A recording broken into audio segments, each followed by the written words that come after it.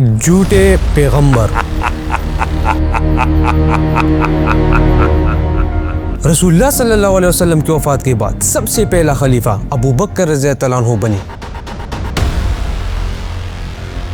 اور ان کے خلافت میں انہیں بہت مشکلیں سامنے آئی، یہاں تک کہ کئی لوگوں نے جھوٹے پیغمبر ہونے کا دعویٰ کر دیا۔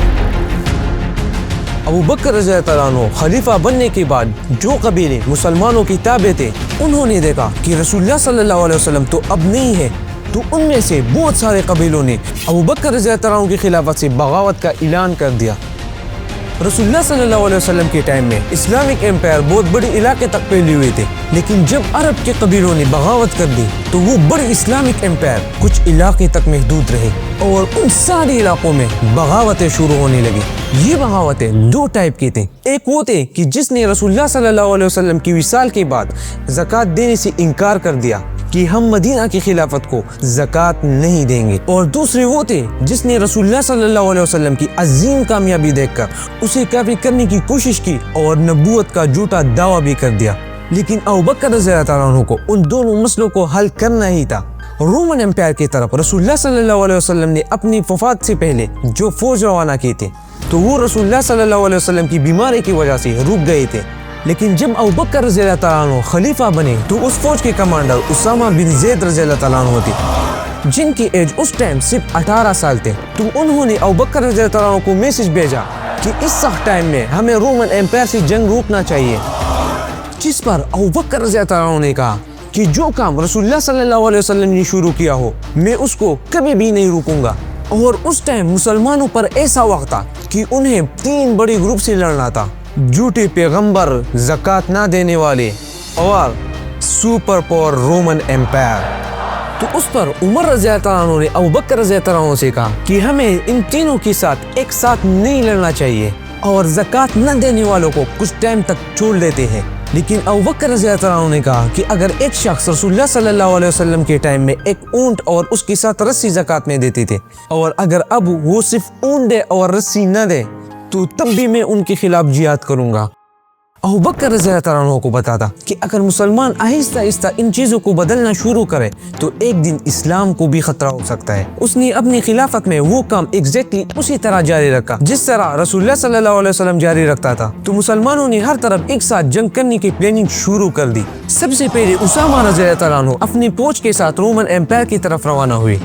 جو انسٹرکشن رسول اللہ صلی اللہ علیہ وسلم جنگ سے پہلے دیا کرتے تھے وہ انسٹرکشن ابو بکر رضی اللہ عنہ نے ان کو دی، اور اس فوج نے رومن امپائر کے علاقوں کو بہت تیزی سے فتح کرنا شروع کر دیا۔ لیکن جب یہ فوج مدینہ سے روانہ ہوئی تو اس ٹائم عرب کے جھوٹے پیغمبروں میں سے ایک طلیحہ نے یہ سوچا کہ مدینہ سے بہت سے لوگ رومن امپائر سے لڑنے کے لیے گئے ہیں اور یہ بیسٹ ٹائم ہے کہ ہم مدینہ پر حملہ کریں، اور بہت کم لوگ بچے ہیں جو مدینہ کی ڈیفینڈ کر سکیں۔ تو طلیحہ اپنی فوج لے کر مدینہ کی طرف روانہ ہوا، لیکن ابو بکر رضی اللہ تعالیٰ عنہ نے بہت تیزی سے ایک نئی فوج بنائی اور انہیں آرڈر دیا کہ جاؤ اور اس جھوٹے پیغمبر طلیحہ سے لڑو۔ تو انہوں نے جا کر طلیحہ کی فوج کو روک دیا۔ طلیحہ اپنی فوج کو لے کر پیچھے ہٹ گیا۔ تو اس کے کچھ دنوں بعد اسامہ بن زید رضی اللہ عنہ کی فوج واپس مدینہ پہنچ گئی، تو اس سے مدینہ اور سیکیور ہو گیا۔ تو ابو بکر رضی اللہ عنہ نے پورے عرب کو اسلام کی طرف واپس لانے کے لیے مسلمانوں کی فوج کو 11 حصوں میں ڈیوائیڈ کیا، اور مسلمانوں کو مکہ کے علاوہ پورے عرب سے لڑنا تھا۔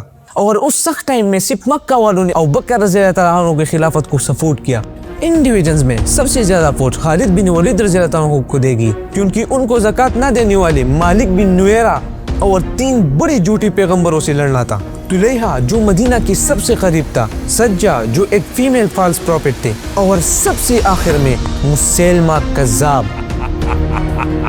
سب سے پہلے خالد بن ولید رضی اللہ عنہ کی فوج روانہ ہوئی، اور پھر ابو جہل کی بیٹی اکرمہ رضی اللہ عنہ کی فوج روانہ ہوئی۔ تو ان کو ابو بکر رضی اللہ عنہ نے یمامہ کی طرف بھیجا کہ وہ مسلمہ کی فوج کو آگے بڑھنے سے روک سکے، کہ خالد بن ولید رضی اللہ عنہ کو اتنا ٹائم ملے کہ وہ باقیوں کو ختم کر کے مسلمہ سے لڑے۔ اور ابو بکر رضی اللہ عنہ نے انہیں انسٹرکشن دی تھی کہ مسلمہ کے سامنے صرف پڑاؤ ڈالنا ہے اور حملہ نہیں کرنا جب تک خالد بن ولید رضی اللہ عنہ کی فوج پہنچ نہ سکے۔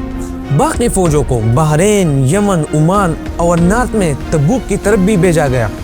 لیکن روانگی سے پہلے ابو بکر رضی اللہ عنہ نے ان باغیوں کو ایک بار پھر لیٹرز بھیجی کہ وہ بغاوت چھوڑ کر پھر اسلام کی طرف واپس آ جائے، لیکن ان کی طرف سے کوئی رسپانس نہیں آیا۔ خالد بن ولید رضی اللہ تعالیٰ عنہ 6000 فوج لے کر مدینہ سے ایسٹ کی طرف روانہ ہوئے،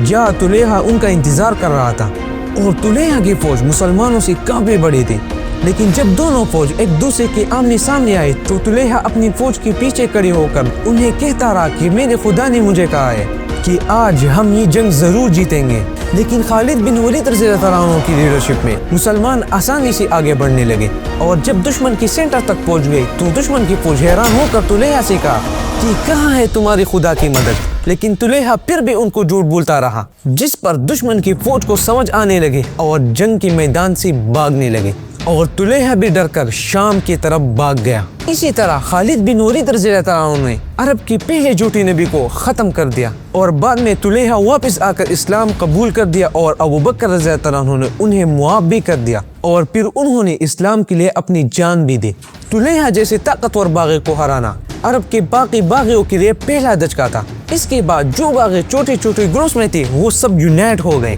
یہاں تک کہ سجا خالد بن ولید رضی اللہ تعالیٰ عنہ کی فوج سے ڈر کر مسلمہ کذاب کے پاس چلے گئی، اور ان دونوں نے شادی کر کے اپنی فوج کو یونائٹ کر لیا۔ خالد بن ولید رضی اللہ تعالیٰ عنہ نے جب یہ علاقے فتح کی تو آس پاس کے قبیلے واپس اسلام کی طرف آنے لگے، سوائے ایک قبیلے کے جس کا لیڈر تھا مالک بن نویرہ۔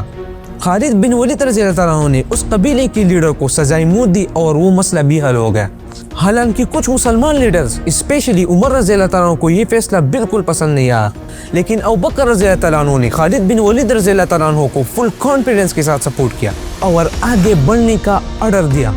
اکرمہ بن ابو جہل خلیفہ کے آرڈر کے خلاف جا کر مسلمہ پر حملہ کر دیا اور بری طرح جنگ ہار گئے۔ مسلمہ عرب کی سب سے بڑی باغی تھا۔ جب خلیفہ کو اس بات کے بارے میں پتہ چلا تو انہیں بہت غصہ آیا اور اکرمہ کو عمان کی طرف بھیجا، اور پھر شرحبیل رضی اللہ عنہ کی لیڈرشپ میں یمامہ کی طرف فوج بھیجی گئی۔ انہوں نے بھی آرڈر کے خلاف جا کر مسلمہ پر حملہ کر دیا اور وہ بھی ہار گئے، اور یہاں سے آپ مسلمہ کی فوج کی طاقت کا اندازہ لگا سکتے کہ انہوں نے مسلمانوں کے 2 گروپس کو شکست دے دیا۔ جب خالد بن ولید رضی اللہ عنہ باقی علاقوں سے فارغ ہوئے تو ابوبکر رضی اللہ عنہ نے انہیں میسج بھیجا کہ مسلمہ کذاب کا مطلب ہے کہ سب سے بڑا جھوٹا، اور یہ نام اسے رسول اللہ صلی اللہ علیہ وسلم نے دیا تھا